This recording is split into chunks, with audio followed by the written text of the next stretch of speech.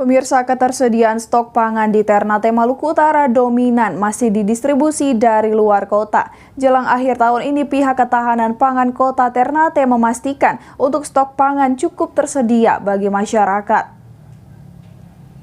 Memasuki akhir tahun 2022, penyediaan stok pangan di kota Ternate hingga kini terbilang aman.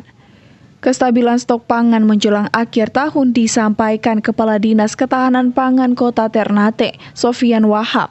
Sofian menuturkan dominan stok pangan yang ada di Kota Ternate yang masih bergantung atau berasal dari provinsi lain.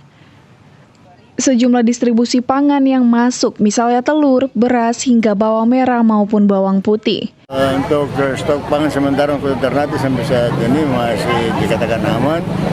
Itu bersumber datanya dari Firma Agung, Toko Tani Indonesia, kemudian distributor yang menyampaikan itu.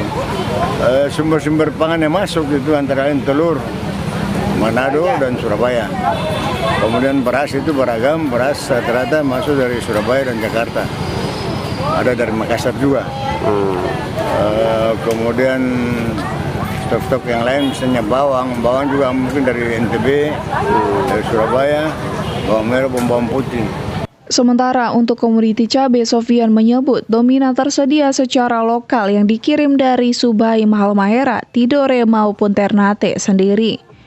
Dengan penyediaan stok pangan yang ada, pihak yang memastikan ketersediaannya cukup hingga akhir tahun ini. Dari Maluku Utara, Opik Syarifuddin melaporkan untuk Kawanua TV. Pemirsa, jangan kemana-mana, Kawanua Info akan kembali hadir usai jeda berikut.